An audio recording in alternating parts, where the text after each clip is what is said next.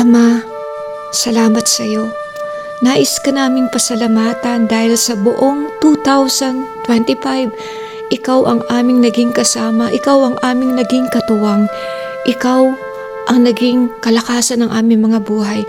Panginoon, salamat sa iyo dahil nakita namin kung gaano ka makapangyarihan, kung gaano ka kalaki sa aming mga buhay.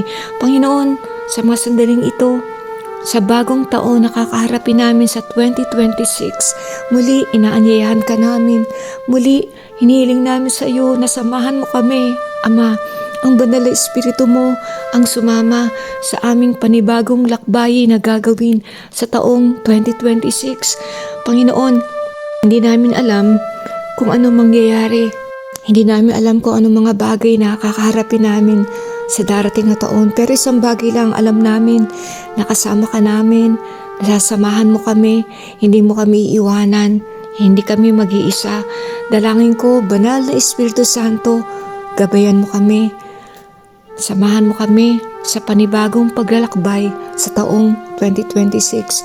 Anumang problema, anumang bagyo ang aming kaharapin, anumang pagsubok ang dumating, dalangin namin na ikaw ang humawak sa aming mga kamay, ikaw ang sumama sa amin at wag mo kaming bibitawan.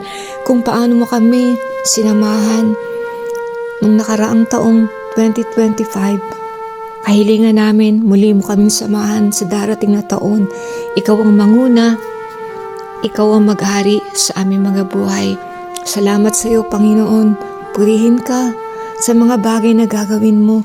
Salamat sa mga bagong pagsubok, mga problema na darating at kakaharapin namin dahil alam namin gaano man ito magiging kabigat o kahirap. Hindi kami mahirapan, hindi kami mawawalan ng pag-asa sapagkat alam namin kung sino ang lumalakad sa harap namin. Salamat sa iyo, Ama, sa pag-ibig mo, sa kadakilaan mo. Pinagkakatiwala namin sa iyo, sa iyong mga kamay ang taong 2026. I pray for your blessings.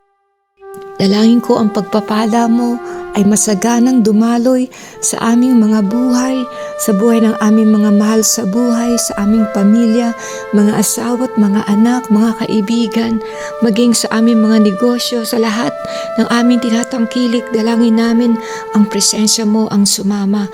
Marami pong salamat sa iyo, Panginoon, sapagkat alam namin na ikaw ang aming kasama ngayong 2026. Purihin ka, luwalhatiin ka.